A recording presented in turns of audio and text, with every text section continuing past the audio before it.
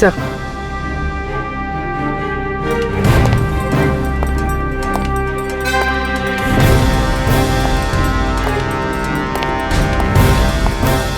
क्या हुआ? इतनी जल्दी में क्यों बुलाया? क्या है ये सब? ये सब क्या है? तुमने तो कहा था कि किसी को कुछ पता नहीं चलेगा। फिर हमारे बारे में ये लड़की सब कुछ कैसे जानती है? डोंट वरी बेबी, मैं सब संभाल लूंगा। मैं हूं ना। जैसे उस अमन को ठिकाना लगाया वैसे इस लड़की को भी ठिकाना लगा दूंगा। तुम टेंशन मत लो। ओके?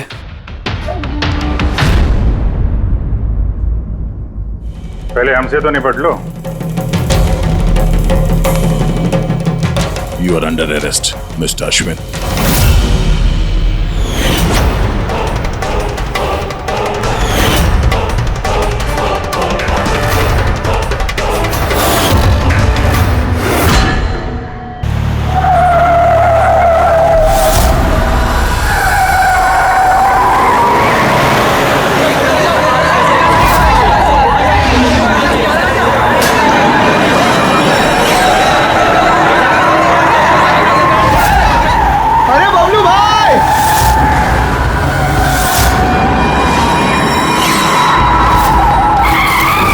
गाड़ी में कोई भी नहीं है।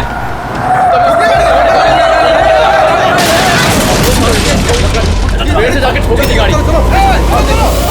आजा।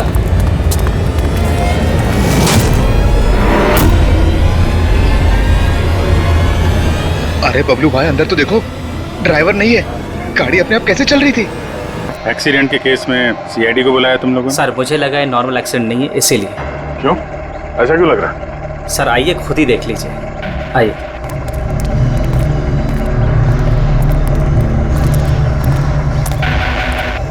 सर दरवाजा खुल नहीं रहा था, बड़ी मुश्किल से हमने खोला इसे।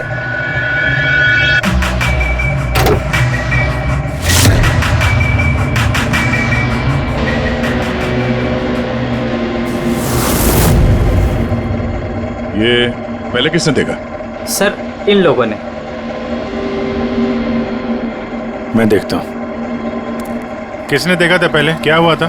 सर ऐसा पहले कभी देखा ही नहीं। गाड़ी में ड्राइवर नहीं था सर। गाड़ी में ड्राइवर नहीं था, गाड़ी अपने आप चल रही थी। अरे यार साफ साफ बताओ भाई। हाँ सर, गाड़ी में ड्राइवर नहीं दिखाई दिया और गाड़ी जाके सीधे पेड़ से टकरा गई।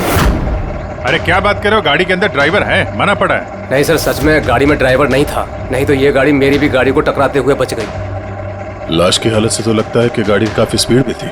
सर गाड़ी बहुत स्लो थी, लेकिन इतनी स्लो में कोई मर कैसे सकता है? गाड़ी भी ऑटोमेटिक है, हर चीज ऑटोमेटिक है, सेफ्टी डिवाइस भी ठीक है।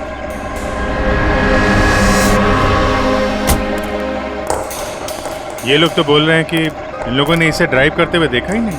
अच्छा, तो हो सकता है ये ड्राइवर पहले से घायल हो, जिसकी वजह से ये ड्राइविंग सीट से फिसल के स्टीयरिंग के नीचे जो जगह वहां पे सरक गया और उसके बाद ही एक्सीडेंट हुआ हो। शायद इसीलिए नहीं दिखा होगा। कुछ पता चला कौन है? कुछ आईडी वगैरह? अरे हाँ, इसका नाम अमन है और उसका मोबाइल है बुरी तरह से टूट गया। और एक बात अभिजीत, ये गाड़ी ऑटोमेटिक है, ये देखो इंजन अभी भी ऑन है, ऑफ नहीं हो रहा है। हो सकता है जब ये एक्सीडेंट हुआ हो उसकी वजह से जो इम्पैक्ट हुआ उससे ये कार का कंप्यूटर क्रैश हुआ। यार ये लोग तो बोल रहे हैं कार बहुत स्लो थी जब टकराई। ऐसा इम्पैक्ट? कहीं कार के साथ कुछ छेड़छाड़ तो नहीं की गई? हो सकता है। ठीक है, गाड़ी को पुलिस गैराज भेजते हैं और इसको फोरेंसिक लैब। मैंने इस गाड़ी को अच्छी तरह से चेक किया है। इस कार को मॉडिफाई किया गया है, एक्स्ट्रा सेफ्टी फीचर्स दिए गए हैं। एक्स्ट्रा सेफ्टी फीचर्स जैसे कि? जो आम गाड़ियों में होता है उससे कहीं ज्यादा, जैसे कि एक्स्ट्रा एयर बैग्स, अच्छी क्वालिटी के शॉकअप्स, ज्यादा मजबूत कांच और अच्छी क्वालिटी के ज्यादा मजबूत सीट बेल्ट।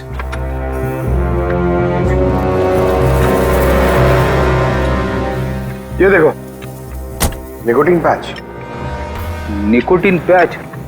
ये तो सिगरेट छोड़ने के काम में आता है ना? हम गाड़ी के सिस्टम को कंप्यूटर से लिंक कर सकते हैं? जी हाँ मैडम, एक मिनट।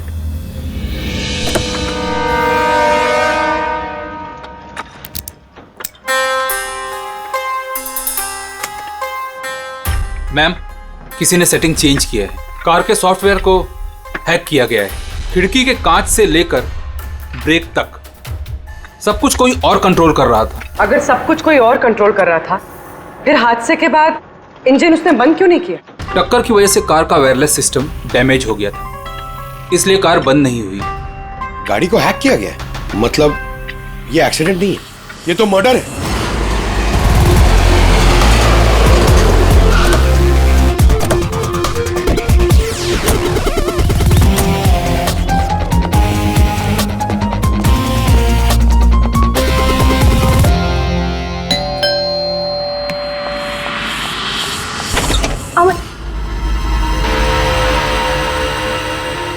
आप लोग सीआईडी।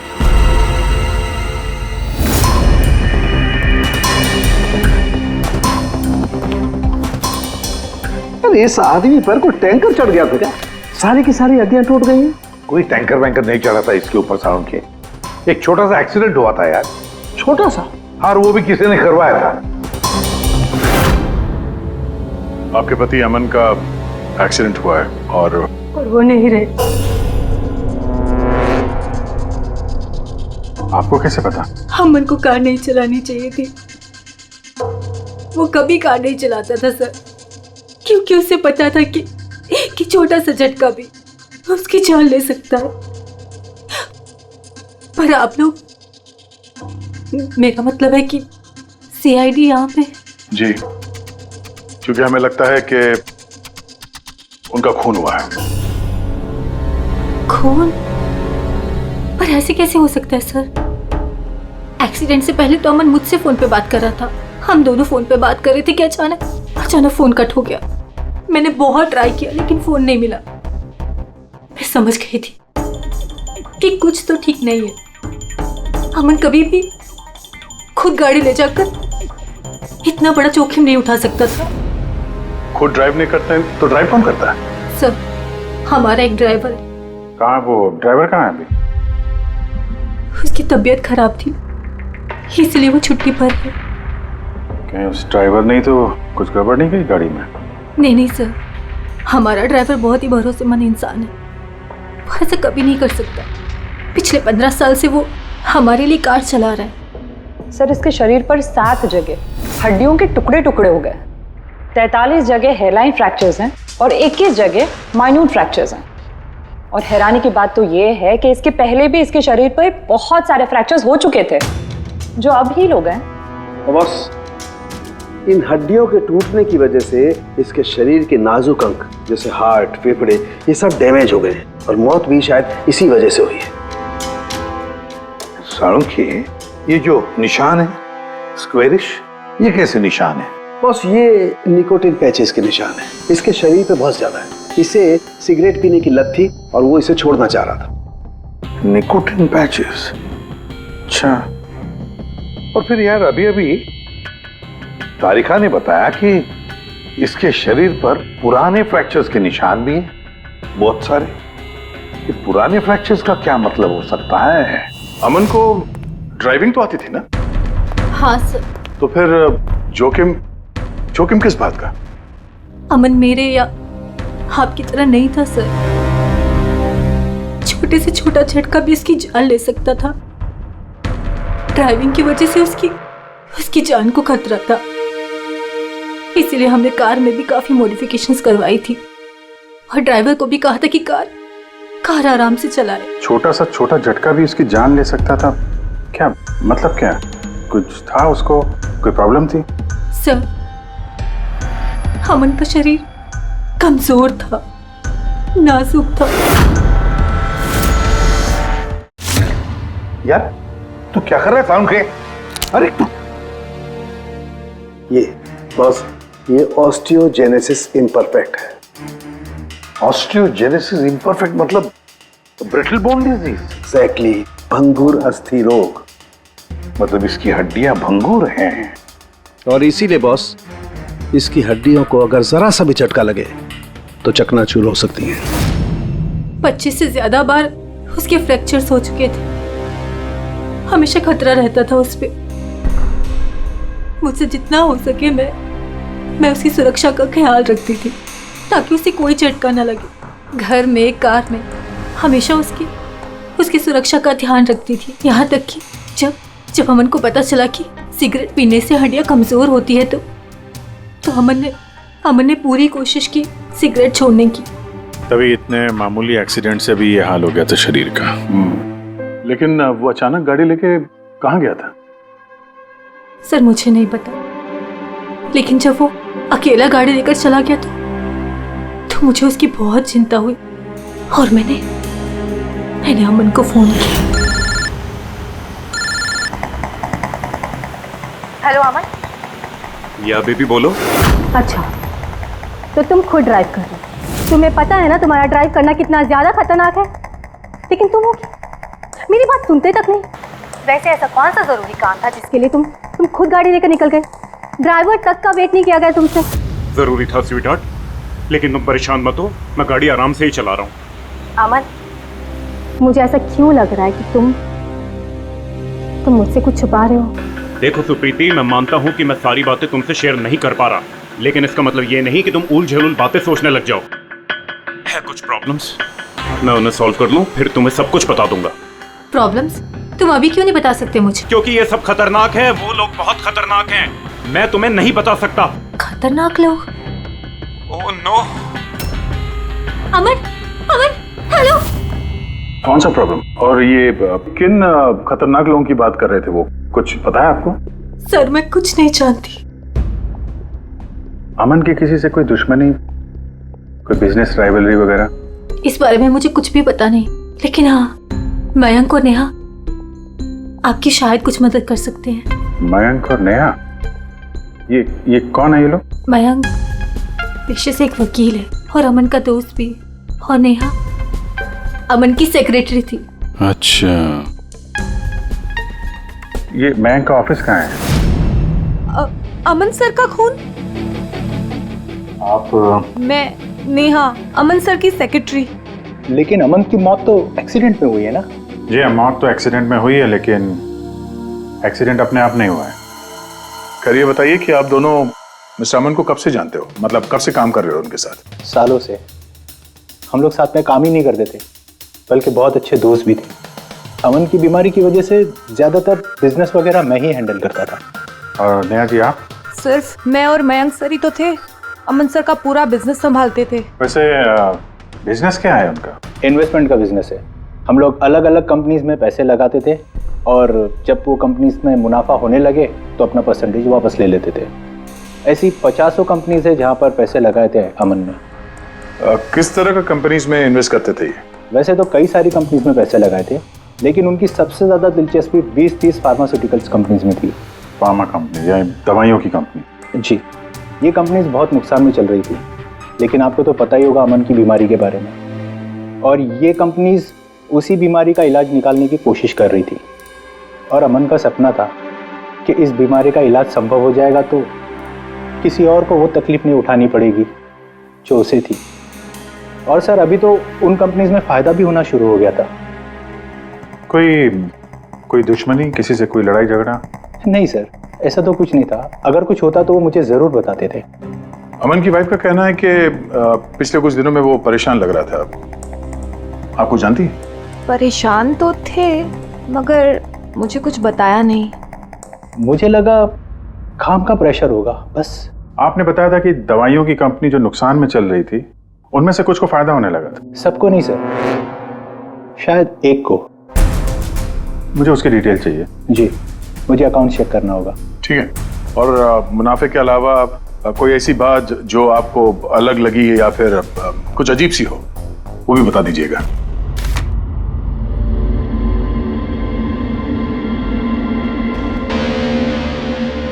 ये जादव है सर, अमन का ड्राइवर। काफी परेशान लग रहा है वो। देखते हैं।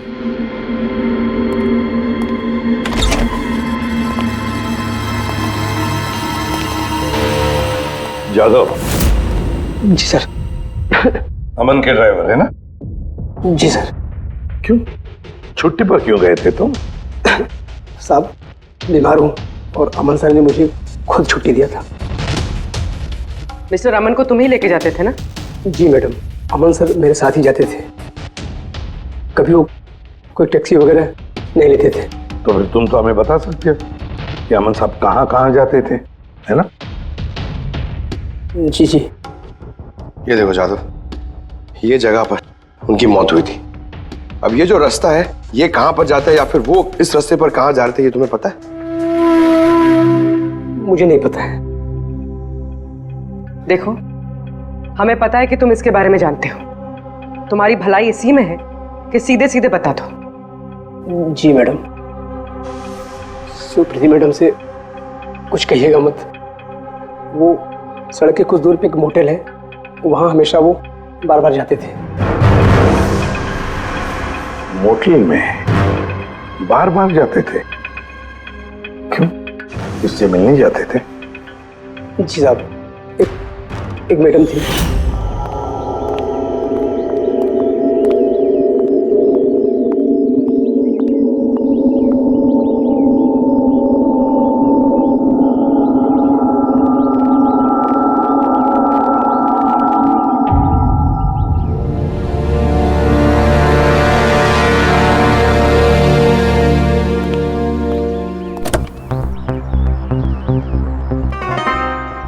सुन जादव, ये जो कुछ भी तुमने देखा इस बारे में किसी से कुछ मत कहना, सुप्रीति भाभी से भी नहीं, समझे? ओके? जी सर। मैडम थी? मतलब अमन का उस औरत के साथ चक्कर चल रहा था? जी, छोटी मुंह बड़ी बात। साहब छुप छुप के उस मैडम से अगर मिलते थे तो इसका मतलब तो यही निकलता है। अमन उस औरत से मिलने जा रहा था जब यह हादसा हुआ। तो हो सकता है वो औरत अब भी वहीं पर हो, उसी मोटल में। चलकर मिलना पड़ेगा इस औरत से।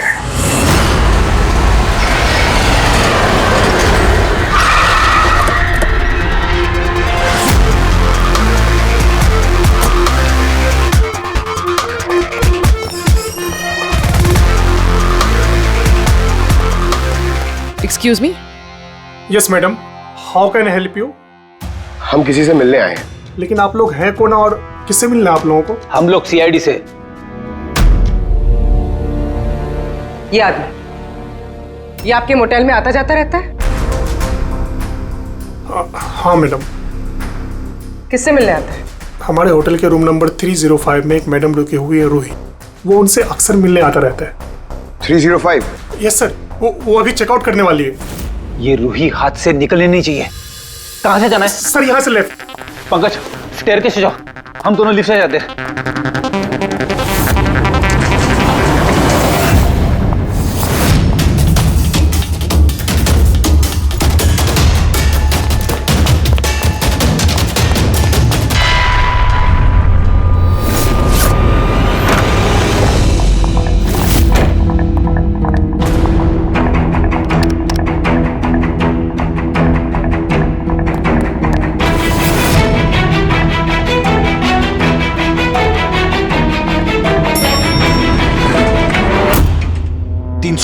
सर उधर।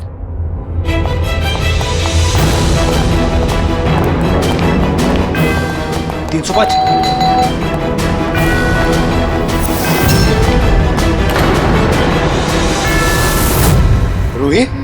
नो। ए, रुको। पूर्वी! रूही, मुझे मत मारो, मुझे मत मारो प्लीज। रुको। रूही, रूही, ए रूही, रूही, रूही, रुको, रूही।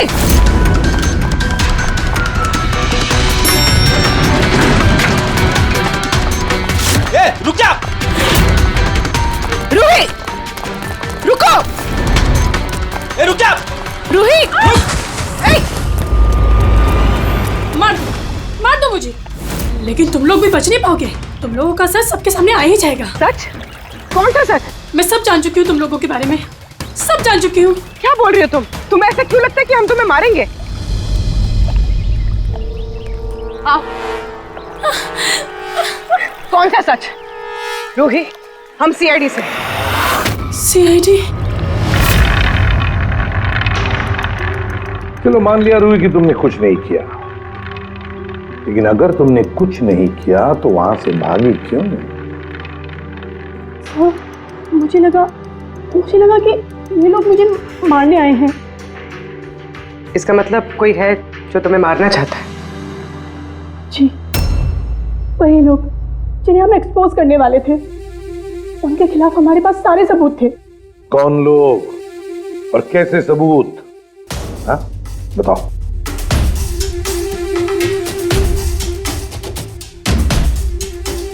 इसे तुम जानती हो ना, यमन है ना, इसी के साथ तुम मिलकर काम करती थी, इसी के साथ मिलकर तुम उन लोगों को एक्सपोज करने वाली थी जिसकी वजह से अमन की जान चली गई।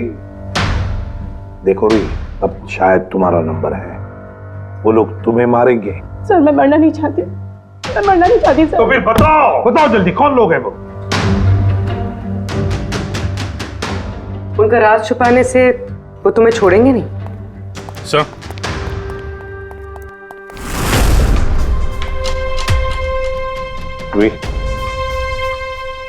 ये लो पानी पी लो,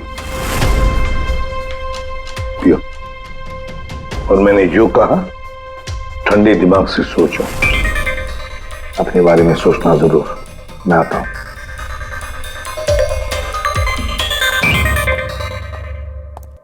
घबराई हुई है, डरी हुई है। लेकिन अब डरने की क्या जरूरत है सर? अब तो सीआईडी के पास है वो। लेकिन सर वो हम पे भरोसा नहीं कर पा रही, थोड़ा वक्त लगेगा। से जो अमन का वकील है मयांक, उससे क्या पता चला? सर अमन ने बहुत सारी दवाई की कंपनियों में पैसा लगाया था, लेकिन वो सब की सब घाटे में चल रही थी। एक कंपनी है जिसने अभी अभी फाइनली फायदा करना शुरू किया था, CRM फार्मास्यूटिकल। और सर ताजुब की बात यह है कि अमन ने पिछले हफ्ते ही इस कंपनी के साथ जितने भी डीलिंग्स है वो सब तोड़ दिए, और मयंक भी इस बात से काफी हैरान था। वही तो समझ में नहीं आ रहा है कि इस अमन ने जब ये कंपनी लॉस में जा रही थी तब उसके साथ तो डील नहीं तोड़ा, और जब ये कंपनी प्रॉफिट कर रही है तब डील तोड़ने जा रहा है। और सर वो मयंक से कभी कोई बात छुपाता नहीं था, उसने ये बात मयंक को बताई भी नहीं। हाँ सर, मयंक ने उसका भरोसा तोड़ दिया होगा सर। आओ जरा रोहित, CRM फार्मास्यूटिकल्स के साथ जो अमन की डील थी वो तुम्हारी वजह से कैंसिल हो गई है ना? वरना उसके पास ऐसी कोई वजह तो थी नहीं। अब सच सच बता दो कि डील तुमने क्यों तोड़वाई? क्योंकि उसने मेरे भाई का खून किया। भाई का खून? सर मैं जिस शहर से आई हूँ उस शहर में बहुत पोल्यूशन है। मेरे भाई को पोल्यूशन से बहुत एलर्जी थी, उसे सांस लेने में बहुत तकलीफ होती थी। वो तो सिर्फ दवाइयों पर ही जिंदा था। एक मिनट, और वो दवाइयाँ थी CRM फार्मास्यूटिकल कंपनी की हैं? जी सर, और सबकी सब नकली थी। मेरे भाई के ऊपर कोई असर ही नहीं कर रही थी, और ये बात हमें बहुत लेट पता चली और मेरे भाई की जान चली गई। तुम्हें कैसे पता चला कि वो दवाई नकली थी? सर मैं खुद एक प्राइवेट कंपनी में केमिस्ट हूँ। जब ये दवाइयाँ मेरे भाई पर असर ही नहीं कर रही थी तो मुझे शक हुआ कि क्या बात हो सकती है, तो मैंने उन दवाइयों को खुद से टेस्ट किया और मेरा शक बिल्कुल सही निकला। सारी दवाइयाँ नकली थी। नकली थी मतलब? सर हर एक दवाई एक खास केमिकल से बनती है, और जिस दवाई की मेरे भाई को जरूरत थी वो केमिकल तो उस दवाई में था ही नहीं, जिसकी वजह से वो दवा उस पर असर भी नहीं कर रही थी। और अमन इस कंपनी में एक इन्वेस्टर था। जी सर, इसलिए मैं उससे मिलने भी गई थी, लेकिन वहां जाके पता चला कि इसमें तो उसका हाथ है ही नहीं, और उसने मुझसे प्रॉमिस किया कि वो मेरी इसमें मदद करेगा। अरे सर, आप यहाँ कैसे? कोई काम था क्या? हाँ, ये मेरी असिस्टेंट रूही है। हेलो। इसे देखना था कि दवाइयाँ कैसे बनती हैं। देख सकते हैं? कैसी बात कर रहे हैं सर? आपको कैसे मना कर सकते हैं? आइए मैं दिखा देता हूँ आपको। एक काम कीजिए, आप मेरे साथ बॉस के यहाँ चलिए, रूही अपने आप देख लेगी। रूही तुम जाओ। मैम आइए। एक मिनट सर, ज्यादा आगे मत जाना, आप यहीं तक देखना। आइए सर, मैं लेकर चलता हूँ। आप आइए। आइए सर।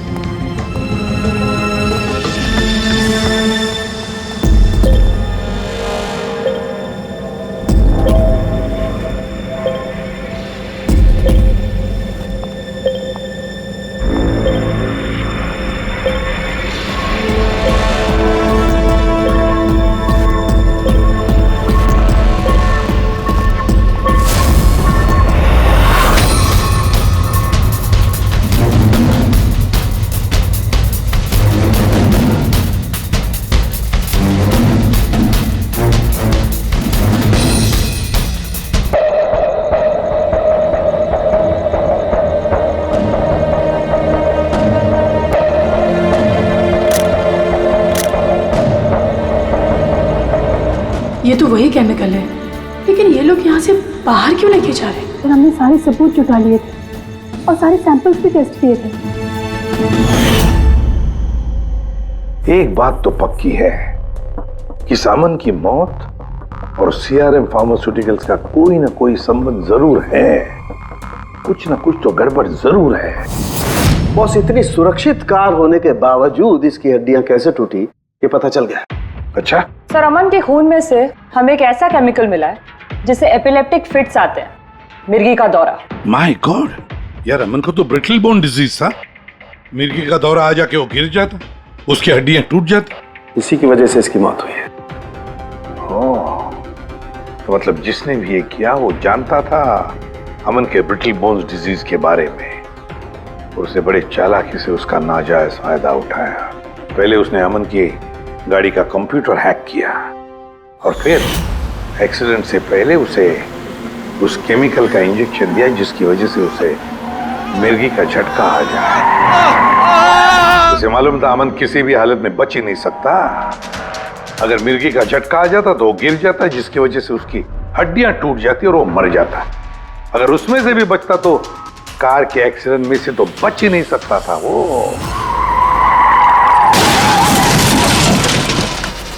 समझ कि मिर्गी का दौरा पड़ने वाला जो ड्रग है कितनी देर बाद असर करता है? बस कुछ घंटे तो लगते हैं। मतलब ये ड्रग अमन को एक्सीडेंट से कुछ घंटे पहले ही दिया गया था। सर कहीं ऐसा तो नहीं कि किसी ने इसे नींद में इंजेक्शन दे दिया हो सकता है। बस एक काम करते हैं, इस अमन की बॉडी को फिर से एक बार अच्छी तरह से चेक करते हैं, देखते हैं कहीं कोई इंजेक्शन का निशान तो नहीं है।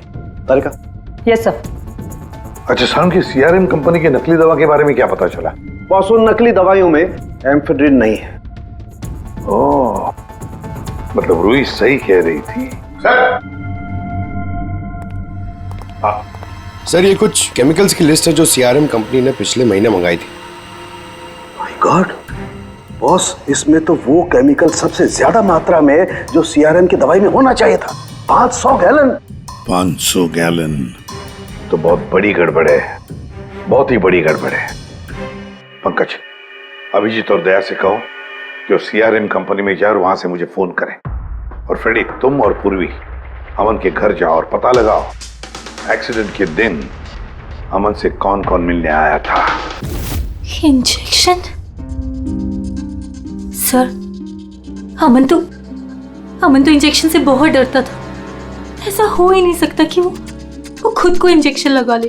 अपने आप नहीं लगवाया होगा तो किसी डॉक्टर से लगवाया होगा। नहीं सर, अमन तो इंजेक्शन के नाम से कोसों दूर भागता था और उसकी हेल्थ बिल्कुल ठीक थी। अगर कोई भी प्रॉब्लम होती तो वो कम से कम मुझे बताता।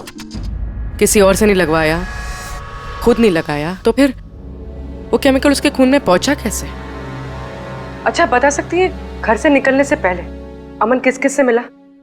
मयंक और नेहा आई थी उससे मिलने।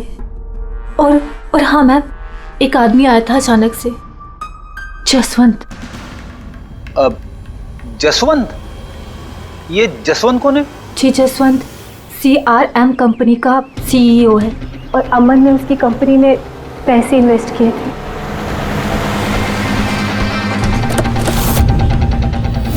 मिस्टर जसवंत, आप अमन के घर गए थे उससे मिलने के लिए उसके एक्सीडेंट के कुछ घंटे पहले? जी सर, मैं गया था लेकिन मिल नहीं पाया था। तो दरअसल उनकी वाइफ ने मुझे बताया कि वो सो रहे, तो मैंने सोचा वो शायद मुझे अवॉइड करना चाहते होंगे, तो मैं वापस चला आया। पापा, अमन ने हमारे साथ बिजनेस डील कैंसिल की, फिर भी आप उससे मिलने गए थे? जी बेटा, क्योंकि मैं उनको वापस लाना चाहता था सर, वो हमारी नई यूनिट के लिए बहुत जरूरी था। तो जसवंत जी, जब आप अमन से मिलने उसके घर गए तो वाइफ सुप्रीति के अलावा वहां कोई और भी था? मैं जब गया तब तो वहां कोई नहीं था, लेकिन हाँ, जब मैं वहां से निकला तो उनके लॉयर मिस्टर मयंक और सेक्रेटरी नेहा, वो दोनों जरूर उनके घर आए थे। अच्छा, ठीक है, thank you very much. Boss, ये देखो, ये निकोटिन पैच का हिस्सा, और यहाँ पर देखो ये इंजेक्शन का निशान। खूनी ने यहीं से वो मिर्गी के दौरे वाला इंजेक्शन इसे दिया है। इसका ये हिस्सा सुन्न करके, हाँ, और वो इस पैच के जरिए। इसे इमला पैच कहते हैं। इमला पैच? ये बच्चों को इंजेक्शन लगाने से पहले लगाते हैं ताकि वो पर्टिकुलर एरिया सुन पड़ जाए और उन्हें दर्द ना हो। अब बॉस ये एमला पैच और ये निकोटिन वाला पैच, ये देखो बॉस, ये दोनों पैच एक जैसे दिखते हैं, बिल्कुल एक जैसे। हाँ, खूनी ने इस निकोटिन वाले पैच की जगह ये एमला पैच इसके हाथ पर लगाया, इसके हाथ का ये हिस्सा सुन्न कर दिया और बाद में मिर्गी के दौरे वाला इंजेक्शन यहाँ से लगा दिया, शायद तब जब वो सो रहा था। हाँ सर, ये कर कौन सकता? जसवंत तो एक हफ्ते से अमन को मिला भी नहीं, तो फिर सर वो मयंक या फिर नेहा, वो तो नहीं। पंकज, ये खेल कौन खेल रहा है तो हम पता लगा ही लेंगे। अब हम भी एक खेल खेलेंगे, एक ऐसा खेल जिसमें जीत सिर्फ हमारी ही होगी, हमारी जीत।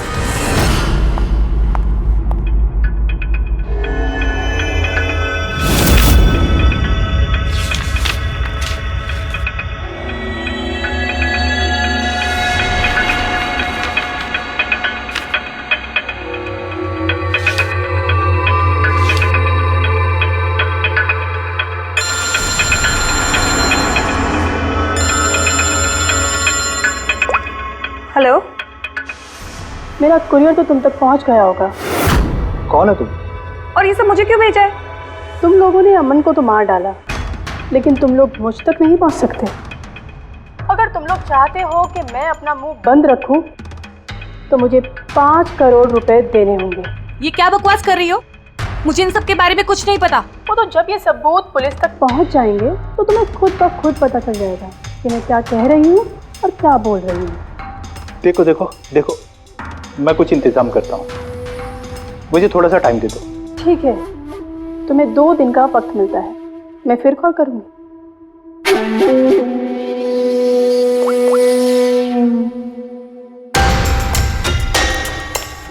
तो मास्टरमाइंड ये मयंक है।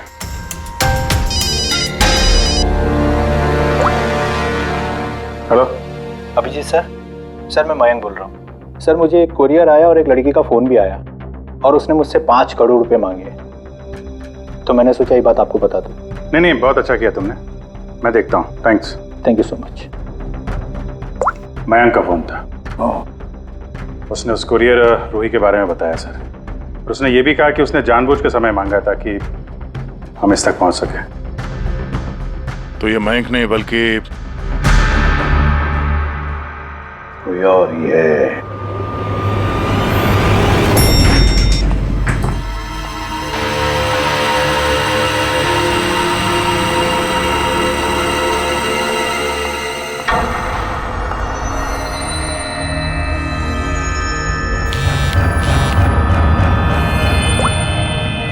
हाँ सर। पूरी इसने यहाँ पर नजर रखी है ना तुमने? हाँ सर, वो अभी यहाँ से निकली है। कड़ी नजर रखना पूर्वी, बिल्कुल कड़ी नजर। अपनी नजरों से ओझल मत होने देना उसे। ये नेहा ही हमें उस खूनी तक पहुंचाएगी। सर।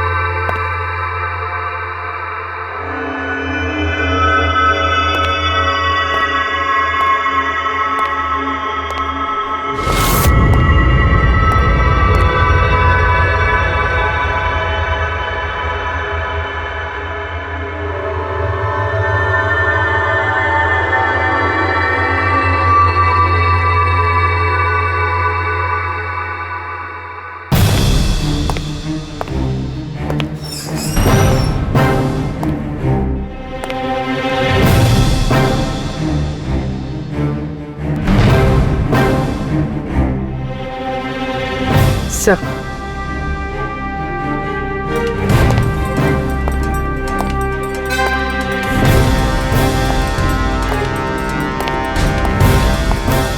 क्या हुआ? इतनी जल्दी में क्यों बुलाया? क्या है ये सब? ये सब क्या है? तुमने तो कहा था कि किसी को कुछ पता नहीं चलेगा। फिर हमारे बारे में ये लड़की सब कुछ कैसे जानती है? डोंट वरी बेबी, मैं सब संभाल लूंगा। मैं हूं ना। जैसे उस अमन को ठिकाना लगाया वैसे इस लड़की को भी ठिकाना लगा दूंगा। तुम टेंशन मत लो। ओके?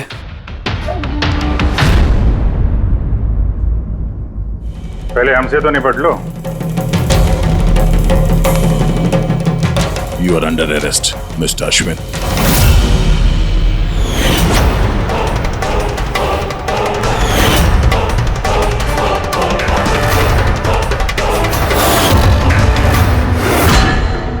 अश्विन के पास तो वजह थी।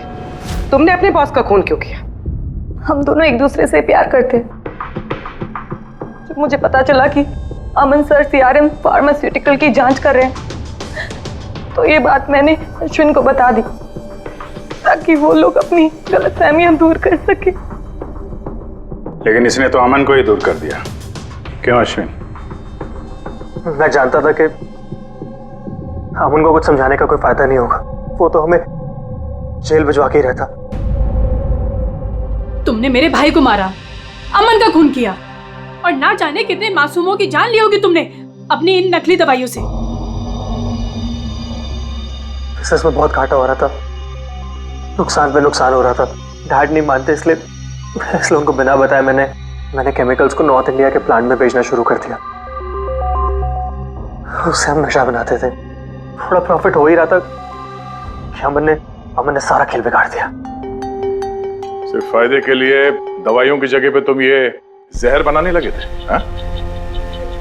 मुझे कंपनी की हालत पता थी। मैंने अमन सर को अश्विन से मिलाया था ताकि वो कंपनी में इन्वेस्ट करके उसे डूबने में बचा सके। और अमन खुद को तुम लोगों से बचा नहीं पाया। ये सब कुछ मैंने अपने प्यार के लिए किया। मेरे अलावा कोई ये कर नहीं सकता था क्योंकि वो अपने निकोटीन पैच मुझे से मंगाते थे।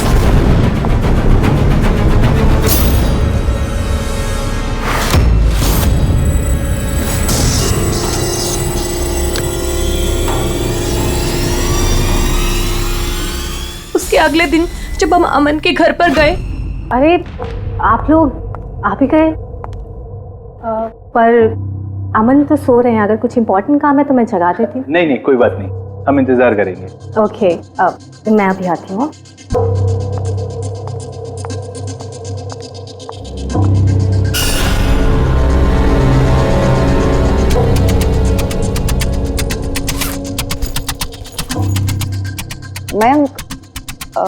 मैं जरा वॉशरूम होकर आऊं।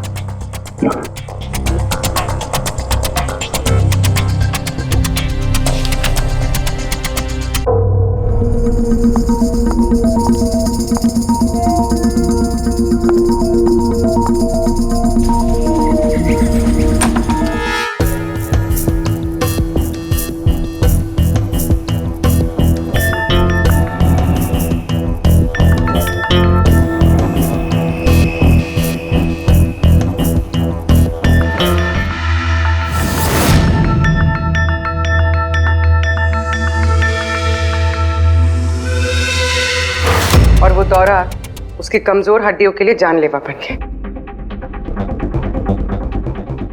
और तुम चीफ टेक्नोलॉजी ऑफिसर, तुमने रिमोट कंट्रोल से अमन के कार के कंप्यूटर को हैक कर दिया और उसका एक्सीडेंट करवाया। कमाल का दिमाग पाया है तुम लोगों ने, कमाल का दिमाग।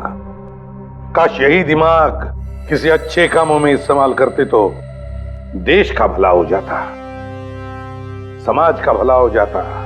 पर नहीं, तुम्हारे इस टेढ़े दिमाग ने दो मासूम लोगों की जानें ली और पता नहीं कितने सैकड़ों लोगों की मौतें हुई तुम्हारी इस गलत दवाइयों की वजह से।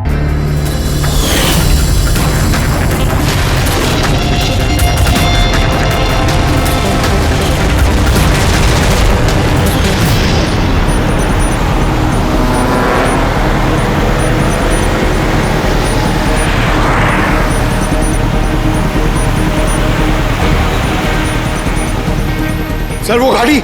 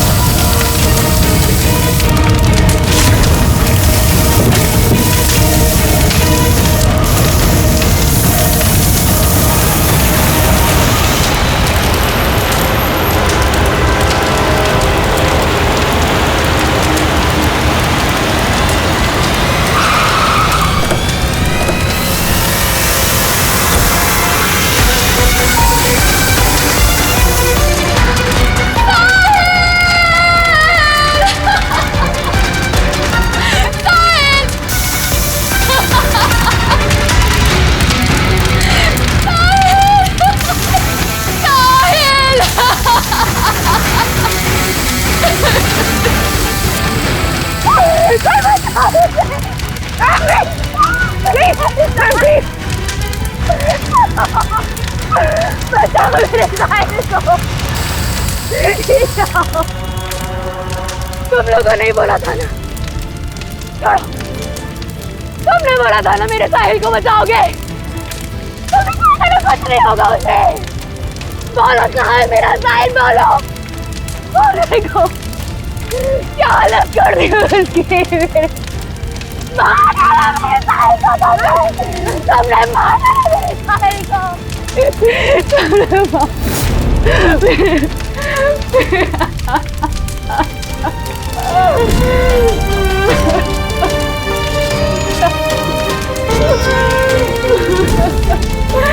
उसने मार डाला मेरे साहिल को।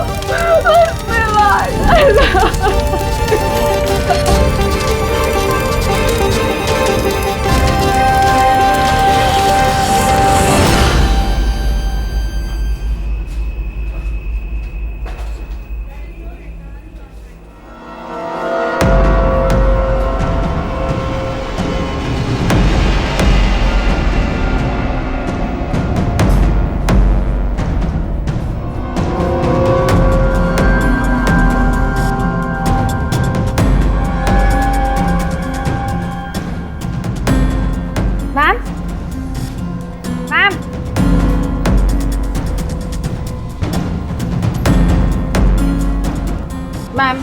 Are you okay? Ma'am, mister Kumar का फ़ोन आया था। मैंने आज 3 बजे की मीटिंग फिक्स कर दी आपकी। बैंक के सेफ्टी वॉल्ट में जाओ और वहाँ पे जितना कैश है ना उससे एक बैग में डाल के मुझे ला के दे दो। मैम, सुनाई नहीं देता तुम्हें? मैंने कहा जाओ।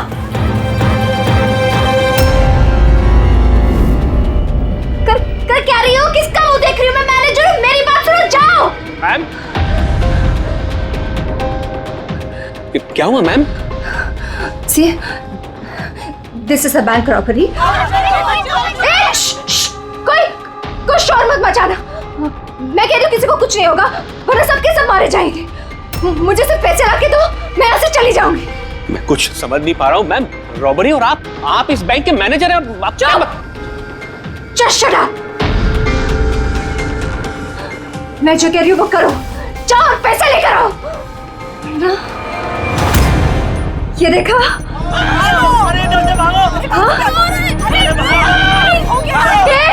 रुको, रुको, कोई नहीं लेगा, कोई नहीं लेगा। हाँ, तुम लोग जाओ, एक कोने में जाओ। ट्रस्ट मी, मैं कह रही हूँ जाओ। कुछ नहीं होगा, मैं कह रही हूँ ना, कुछ नहीं होगा। वरना हम सब मर जाएंगे, सब मारे जाएंगे। देखो, देखो, सिर्फ मेरा साथ देना। Trust me, just believe. हाँ, कुछ नहीं होगा। हाँ, वरना ये बम यही ब्लास्ट होगा और हम सबके सब मारे जाएंगे। Don't move. तुम लोग क्या कर रहे हो? मैंने कहा जाओ, जाओ। नहीं, कुछ नहीं होगा। Trust me. Stay calm. Don't move.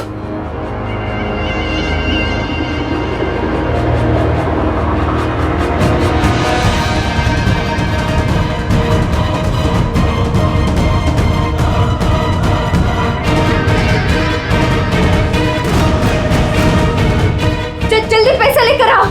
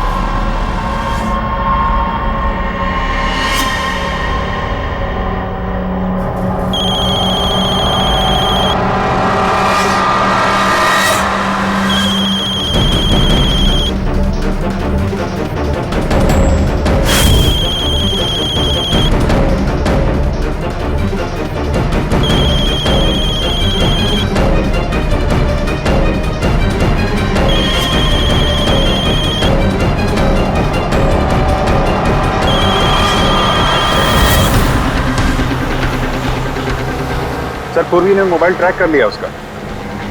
Ji sir, उसी तरफ बढ़ रहे हैं हम लोग। मैं इन्फॉर्म करता हूँ आपको। Yes sir.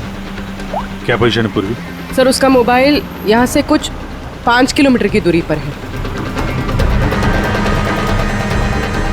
कोई मूवमेंट नहीं है, एक ही जगह पर है। एक ही जगह पे? क्या चक्कर है?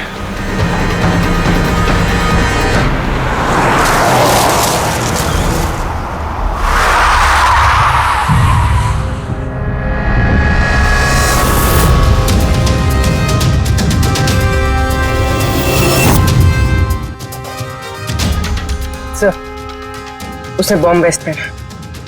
बॉम्ब स्क्वाड का वेट करें। टाइम नहीं है पूर्वी।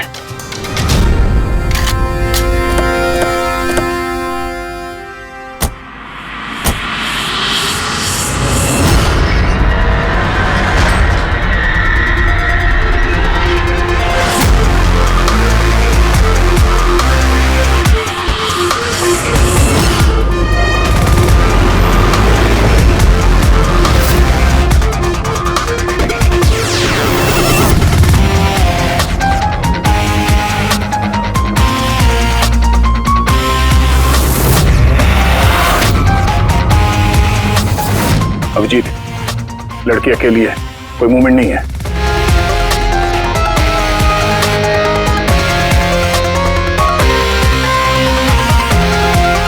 फिर मैं आगे बढ़ता हूँ। हाँ?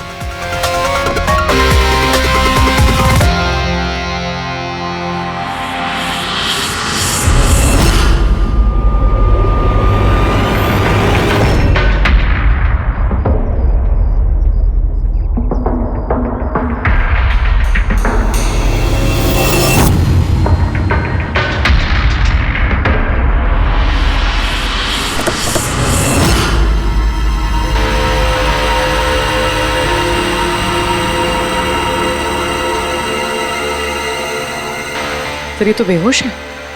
बम?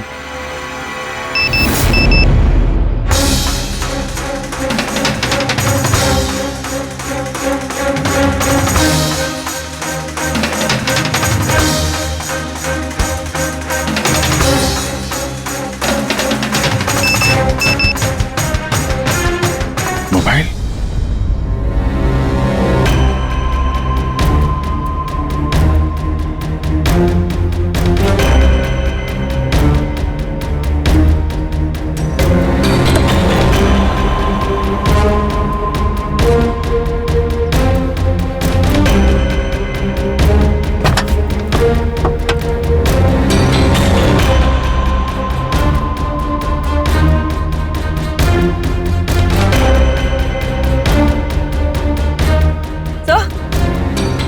बॉम्ब तो है नहीं।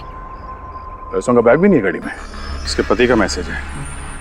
कब से कॉल कर रहा हूँ, कहाँ हो तुम, फोन उठाओ। और तुम्हारी असिस्टेंट बता रही थी तुमने बैंक लूट लिया है। क्या हो रहा है? कॉल करो। अजीब बात है अभिजीत, एक लड़की बैंक में 10 साल से काम कर रही है, बैंक की बेस्ट एम्प्लॉई है, बैंक की मैनेजर है, और एक दिन अचानक बैंक के पैसे लूट के भाग जाती है। बॉम्ब भी नहीं है, पैसे भी नहीं है, कौन लेकर गया होगा ये सब? अभी ये मालिनी ही बताएगी होश में आने के बाद।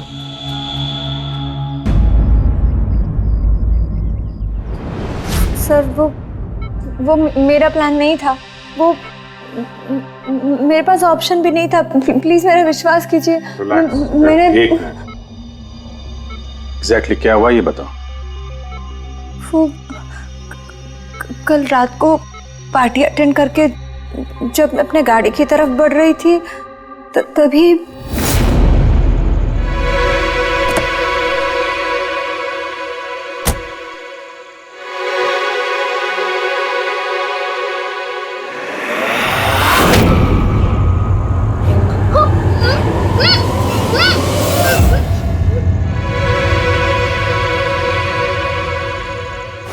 जब मेरी आँख खुली ना तो मैं एक रूम में थी। अंधेरा था वहां पे बहुत।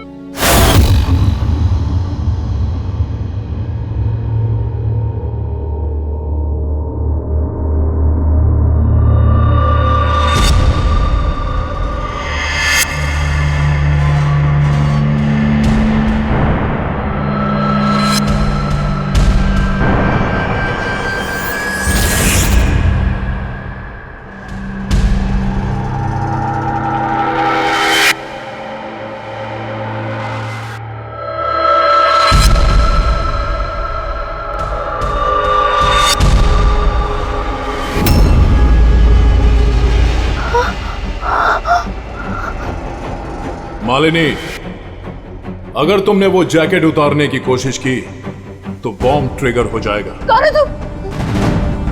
और मेरे साथ ये सब क्यों कर रहे हो? ये सब क्या है? कौन हो तुम? वो जैकेट 5 किलो एक्सप्लोजिव से भरा हुआ है, साथ में एक कैमरा, माइक्रोफोन और एक ईयरपीस है। मैं हर वक्त, हर सेकंड तुम्हें देख सकता हूं, सुन सकता हूं। अगर तुमने किसी को भी कुछ भी बताने की कोशिश की तो बॉम्ब फट जाएगा। तुम्हारे पति को तुम्हारी लाश भी नहीं मिलेगी। लेकिन अगर जैसा मैं कहता हूं वैसा तुमने किया तो तुम्हें कुछ नहीं होगा। कौन हो तुम? क्यों कर रहे हो मेरे साथ ये सब? चाहते क्या हो तुम? तुम्हें मेरा एक बहुत छोटा सा काम करना है। मैं क्या करती? मेरे पास और कोई ऑप्शन नहीं था। उसने मुझसे अपने ही बैंक में चोरी करने के लिए कहा और फिर कहा कि वो पैसे लेकर मैं किसी सुनसान जगह पे पहुंचूं। और जो ईयरफोन उसने मुझे दिया था ना, उससे वो मुझे रास्ता बताता रहा। और जब मैं वहां पहुंची, उसका मुझे फोन आया।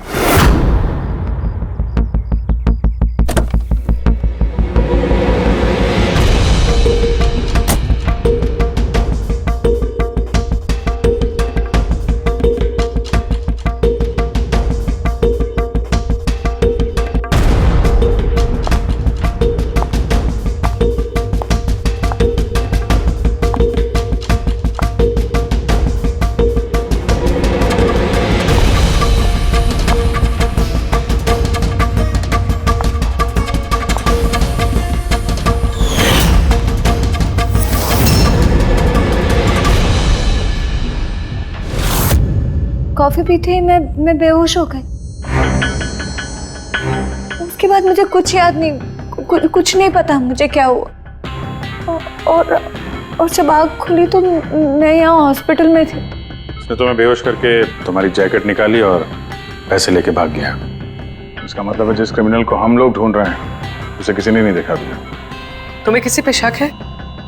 कौन कर सकता है ये? नहीं, मुझे नहीं पता।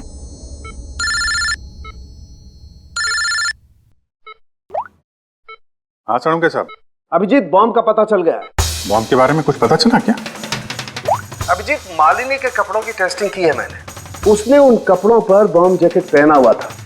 मुझे उसके कपड़ों पर टीएनटी के ट्रेसेस मिले हैं। टीएनटी? ये तो बहुत मुश्किल से मिलता है। अब बिना लाइसेंस के कोई से बेच भी नहीं सकता। एग्जैक्टली।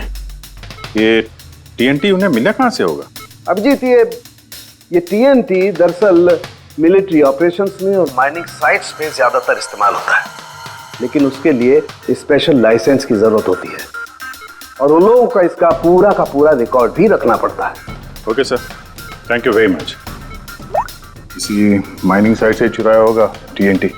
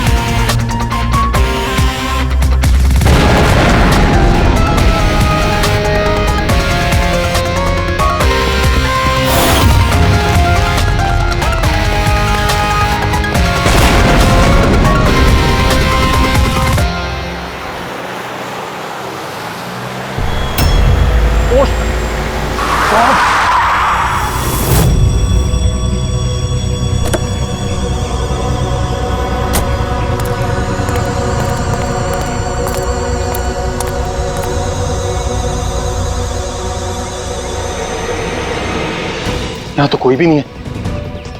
लगता है इसे किसी गाड़ी ने उड़ा दिया। इसकी एक फोटो ले लेता हूं, नहीं तो मेरे ऊपर इल्जाम आ जाएगा।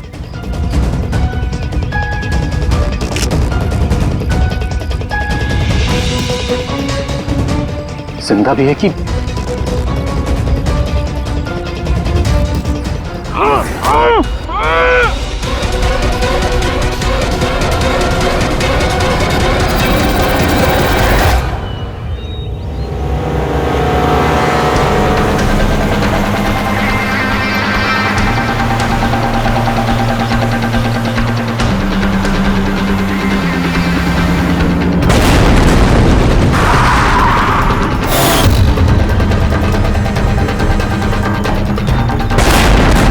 सर आपने जो रिकॉर्ड्स मंगवाए थे वो सारे मैंने चेक किए, आपका शक सही निकला।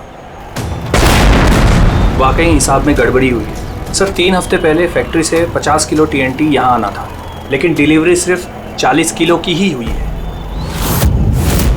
बाकी का 10 किलो कहाँ गया पता नहीं। कमाल है, 3 हफ्ते हो गए इस बात को और तुम्हें अब तक कुछ पता नहीं चला है। TNT है TNT, कोई रोटी बनाने का आटा नहीं। ये 10 किलो गायब हो गया, कुछ पता नहीं चला। और इस लापरवाही के लिए तुम्हारा लाइसेंस भी कैंसिल हो सकता है। सर आज तक कभी ऐसा हुआ नहीं। मैं खुद इंटरनल पूछताछ करके पता लगाऊंगा कि गड़बड़ी कहाँ हुई। तब तक पता नहीं क्या क्या हो जाएगा। तुम्हारी एक गलती की वजह से बैंक लूट गया, एक लड़की की जान खतरे में पड़ गई। तुमको जो कुछ करना है करते रहना। पहले उन लोगों को बुला जो TNT का ट्रक लेके यहाँ आए थे। प्रवीर जाओ अमर और शेखर को बुला के ले गया। यस सर, अभी बुलाता हूँ। थोड़ा उधर से अमर, शेखर साहब ने बुलाया है आपको।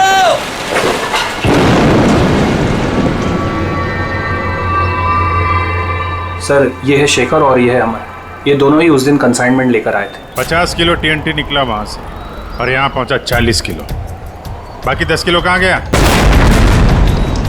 सीधे सीधे बताओ, वरना तुम दोनों की सेहत के लिए अच्छा नहीं होगा।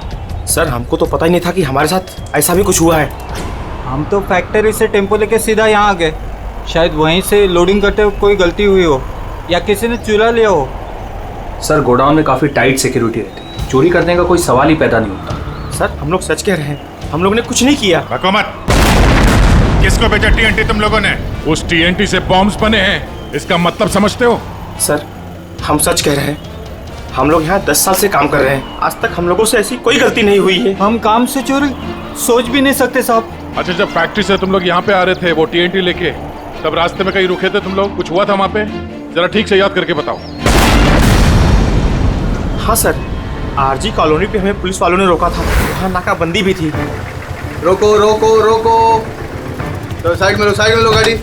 बाहर निकाल। क्या है गाड़ी में? माल है साहब। ये लो साहब, चेक करो क्या है। तो इधर खड़ा रहे।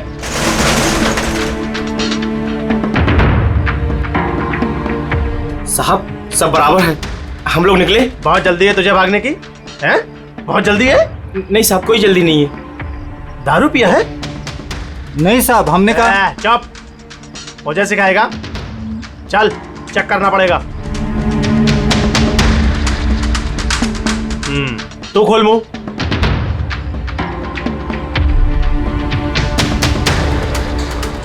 सब ठीक है सर। साहब मैंने कहा था ना, हम लोग कुछ भी नहीं पीते, फिर भी आप मुझे मेरा काम मत सिखा। कौन का निश्चित दिया? निकाल जल्दी। चल चल चल चल जल्दी निकाल। उसके बाद हम कहीं नहीं रुके, सीधे यहाँ आ गए। उन पुलिस वालों का चेहरा याद है? बैच पे नाम देखा था? नहीं मैडम, चेहरा तो याद नहीं है, पर इस बात को 3 हफ्ते हो गए। कोई बात नहीं, लोकल पुलिस स्टेशन से पता चल जाएगा उसे नाकाबंदी की ड्यूटी पे कौन ऑफिसर था। पुलिस वाले जरूर मिले होंगे इस प्लान में। सर 3 तारीख को RG कॉलोनी में कोई नाकाबंदी नहीं थी। क्या? जरा ठीक से देखिए। नहीं सर, अगर ऐसा होता तो रजिस्टर में एंट्री होती उसकी। ओह, अगर 3 अप्रैल को नाकाबंदी नहीं थी, इसका मतलब है वो दोनों बहरूपिया थे। पुलिस की यूनिफॉर्म पहन के लपेट लिया इन दोनों को। अमर और शेखर ने उन दोनों को पुलिस वाला मान लिया। इन दोनों चोरों ने उन्हें बातों में उलझा के रखा और ट्रक से TNT चुरा लिया। यार उस एरिया में जितने भी कैमरास हैं ना, सबकी फुटेज चेक करते हैं, कुछ ना कुछ हाथ जरूर आएगा। चलो। हाँ बोल रहा हूँ। क्या? माय गॉड, ठीक है हम लोग देखते हैं। चलो। एक और बैंक में चोरी। मैं जानबूझकर नहीं किया सर, मैं अपने ही बैंक में चोरी क्यों करूंगा? मैं कभी कोई गलत काम नहीं करता सर, मैं सच बोल रहा हूं। अगर मैं ऐसा नहीं करता तो मैं मर जाता। वो बॉम्ब वाला जैकेट पहना है किसने तुम्हें? मुझे नहीं पता सर, जब होश में आया तो जैकेट ऑलरेडी पहना हुआ था। कुछ तो याद होगा, कुछ तो देखा होगा आपने। जब आपको होश आया तो कोई आसपास था? मैंने कुछ नहीं देखा। मैं उस औरत को देखने के लिए गाड़ी से उतरा और मुझे पीछे से किसी ने पकड़ लिया और बेहोश कर दिया। जब मैं होश में आया तो वहां पर कोई भी नहीं था। वो औरत भी गायब थी सर। उस औरत का चेहरा तो देखा होगा ना आपने?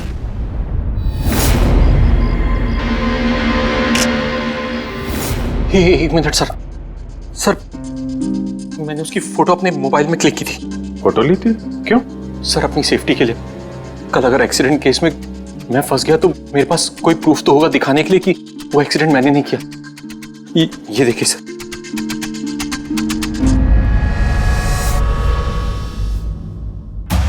मरने का नाटक किया है, वो भी इतनी होशियारी से।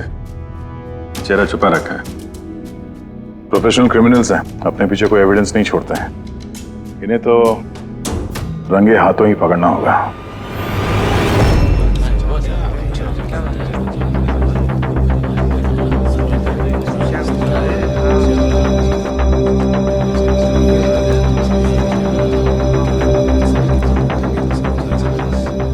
देखिए, लुटेरों का अगला टारगेट आप में से कोई एक होगा, आप में से कोई एक। मगर घबराइए मत, आप लोगों की सिक्योरिटी का पूरा इंतजाम हमने किया है। बस आपको भी रेडी रहना चाहिए। और एक बात, आपके जितने भी बाकी सारे ब्रांच मैनेजर्स हैं उनको अपनी तरफ से इन्फॉर्म कर देना। और हमसे पूछे बिना कोई भी हरकत मत करना, क्योंकि उस बॉम्ब वाले जैकेट में एक कैमरा और एक माइक्रोफोन है। अगर आपके हरकत से उन्हें कुछ भी पता चला तो वो लोग बॉम्ब ब्लास्ट कर सकते हैं। इसलिए हमने टेलीकॉम अथॉरिटी के साथ मिलकर आप लोगों के लिए एक पैनिक बटन डेवलप किया है जो आपके मोबाइल में होगा। ये देखिए, आपके मोबाइल फोन पर ये डायल है। इस डायल का जब आप 9 नंबर दबाओगे, नंबर 9, तो तुरंत हमारे यहाँ ब्यूरो में अलार्म बज जाएगा और हम वहां लोकेशन पर इमीडिएटली पहुंच जाएंगे।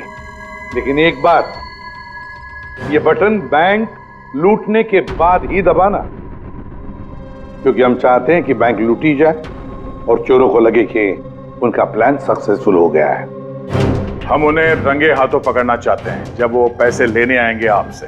ये तो सर बोलने की बात है, अगर उन्हें पता चल गया तो? सर आप लोग उनको पकड़ने की बजाय हमारी जान क्यों खतरे में डाल रहे हैं? ऐसा नहीं है, जब ये कह रहे हैं हम सेफ रहेंगे तो ऑफ कोर्स इन्होंने पूरी तैयारी की होगी। Right sir? बिल्कुल सही कहा आपने।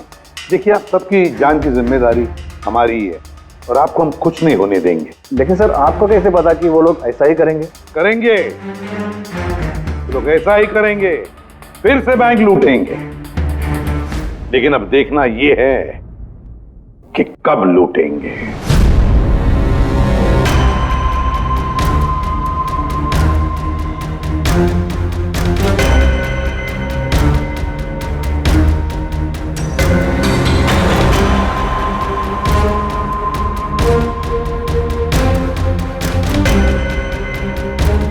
रेडी? पूर्वी सब रेडी है? हाँ सर, सब कुछ रेडी है। पैनिक बटन दबाते ही अलार्म बज जाएगा। सर, आरजी कॉलोनी की सीसीटीवी फुटेज आ गई सर। ज्यादातर सभी गाड़ियां 5 से 7 मिनट पे एग्जिट कर गई, सिवाय इन 3 गाड़ियों के।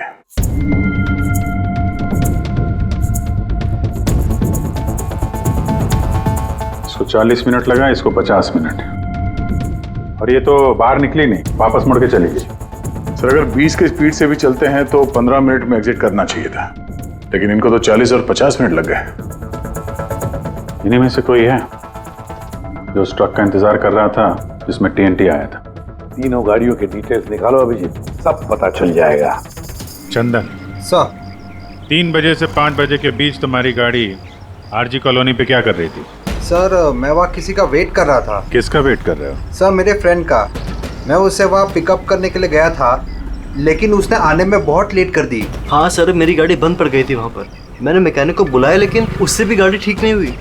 अच्छा, फिर मुझे गाड़ी वहीं पे छोड़नी पड़ी। फिर शाम को मेरे मैकेनिक जाकर गाड़ी को लेकर आया वापस। मैं गैरेज से नई बैटरी लेकर वापस गया और गाड़ी की बैटरी चेंज किया, फिर वापस गाड़ी लेकर आया। 2-3 घंटे हो गए। अच्छा, कितने पैसे दिए थे अजय ने तुम्हें झूठ बोलने के लिए? नहीं सर, झूठ नहीं बोल रहा हूँ सर। अगर पता चला तू झूठ बोल रहा है ना, तो उसके साथ तू भी बहुत लंबा अंदर जाएगा, समझा? ओ माय गॉड,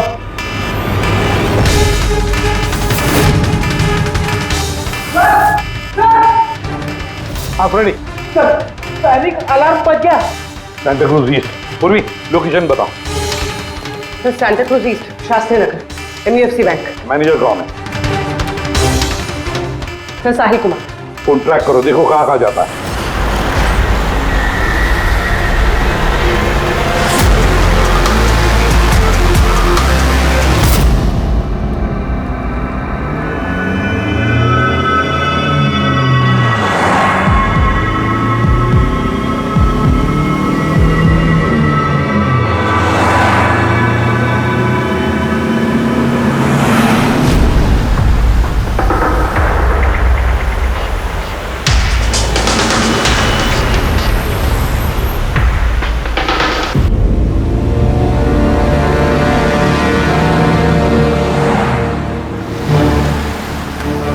तरह से थोड़ी दूरी पे साहिल का मोबाइल। My God. पंकज, जल्दी लो, जल्दी लो। इस बार वो मुजरिम हमारे हाथ से छूटना नहीं चाहिए।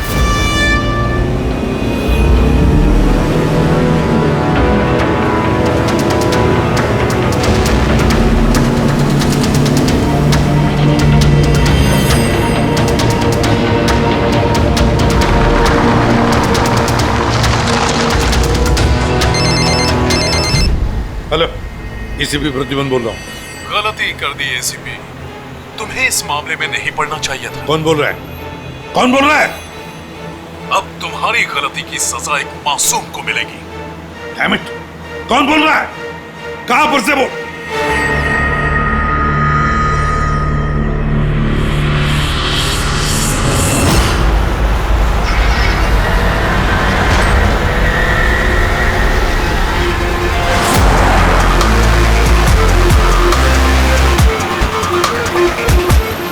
सर वो गाड़ी।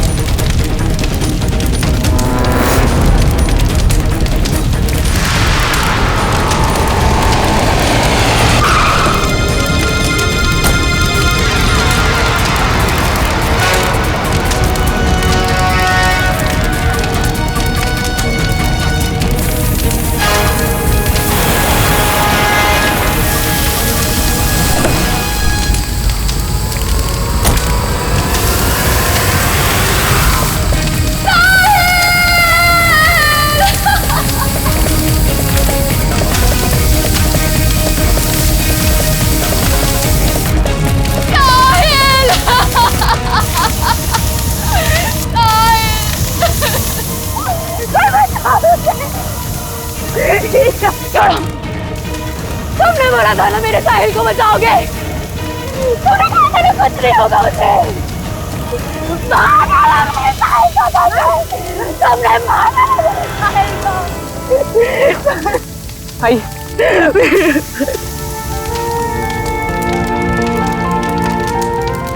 ये सब मेरी गलती है, मेरी गलती है अभिजीत। साहिल की जान मेरी वजह से गई है। सर आपकी कोई गलती नहीं है, हमारा प्लान बिल्कुल सही था, मगर जो भी करना पड़े अभिजीत, जो भी, लेकिन इस सब के पीछे जो है ना, उसे तो वो बचेगा नहीं सर। हम उसे ढूंढ के निकालेंगे सर।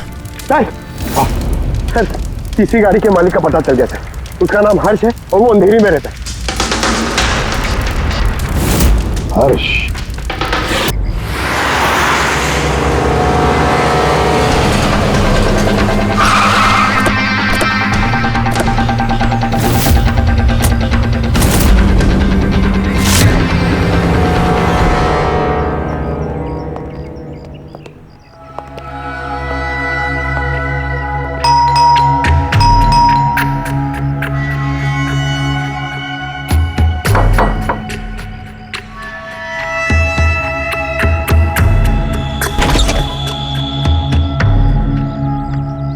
चेन्नई से भी प्रद्युमन, सीआईडी से। हर्ष कहाँ है? मुझे नहीं पता, लेकिन बात क्या है? आप कौन? मैं हर्ष की वाइफ प्रिया। आपके हस्बैंड कहाँ हैं? आपको पता नहीं? दरअसल बात यह है कि हमारा रिलेशन बहुत टाइम से ठीक नहीं चल रहा है। इनफैक्ट हम तो डिवोर्स लेने का सोच रहे थे, बात भी नहीं होती हमारे बीच। आई हैव नो आइडिया वो कहाँ है, क्या कर रहा है, मैं सच में नहीं जानती। आखिरी बार कब देखा था आपने उसे? बहुत टाइम हो गया सर, अब तो उसका फ़ोन भी नहीं आता। इनफैक्ट उसका फ़ोन नंबर भी चेंज हो चुका है। इतने टाइम से घर भी नहीं आया, तो मुझे लगा कि शायद फाइनली छोड़ के जा चुका है। कहाँ गया होगा? हो सकता है उसके दोस्तों में कोई या फिर परिवार वालों में कोई जानता होगा। सॉरी सर, मुझे कोई आइडिया नहीं है। अच्छा, हमें उसकी एक फोटो चाहिए और उसका मोबाइल नंबर भी। जी सर, एक लिंक मिला था, वो भी हाथ से निकल गया। हर्ष की पत्नी को नहीं पता है कि हर्ष कहाँ पर है, उसे ढूंढेंगे कैसे? सर, ये रिया झूठ बोल रही है। मतलब सर, महेश को जो लड़की सड़क पे पड़ी हुई मिली थी वो ये रिया ही है। लेकिन सर, फोटो में तो उसका चेहरा ठीक से दिख नहीं रहा था। फिर पूर्वी, उस फोटो में जो औरत जमीन पे पड़ी थी, उसने जो इयररिंग पहन रखी थी,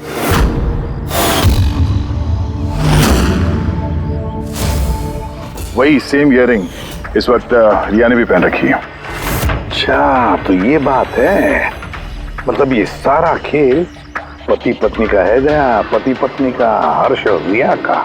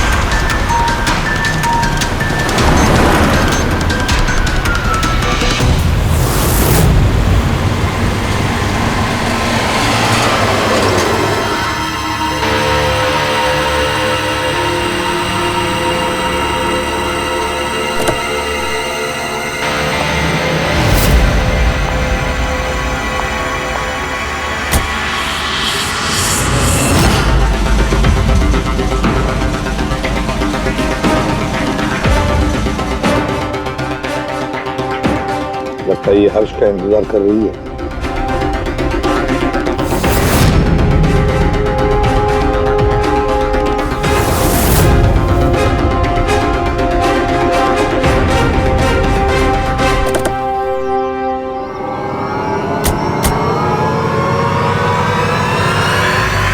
अरे अरे अरे, आजा, बाहर आजा, आओ।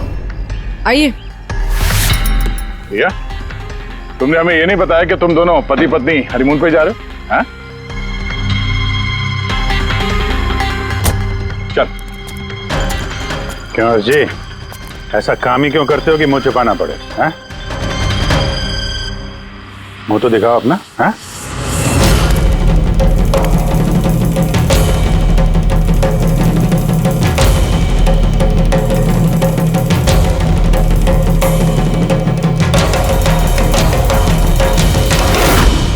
साहिल? सर, आप लोग उनको पकड़ने की बजाय हमारी जान क्यों खतरे में डाल रहे हैं?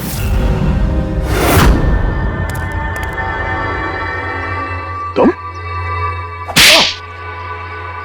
परफेक्ट प्लान बनाया था हमने, मैंने और हर्ष ने। किसी को कुछ पता नहीं चलता कि इन चोरियों के पीछे हम थे। ना कोई एविडेंस छोड़ा, ना कोई witness. The perfect robbery. The perfect robbery. और उसके लिए तुमने चुना बैंक मैनेजर्स को? हाँ? सिर्फ बैंक मैनेजर्स को। उनको किडनैप करना था। उन्हें सुसाइड बॉम्बर बना के उनके ही बैंक को लूटने को बोला तुमने। और वो आरजी कॉलोनी में ट्रक में से टीएनटी तुम ही लोगों ने चोरी करवाया था ना? हाँ, हमने 2 गुंडे हायर किए थे। नकली पुलिस वाले बनकर उन्होंने टीएनटी चुराया और उसके बाद वो टीएनटी हर्ष की गाड़ी में ट्रांसफर कराया। अपने ही पार्टनर हर्ष को मारने की क्या जरूरत पड़ी तुम्हें? हा?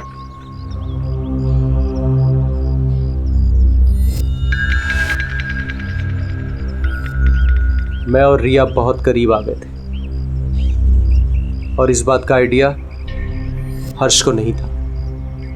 इसलिए मैंने और रिया ने प्लान किया कि इस रॉबरी के बाद हर्ष को खत्म कर देंगे। और इसीलिए जब वो मुझसे पैसे लेने आया रॉबरी के बाद, उसी वक्त मैंने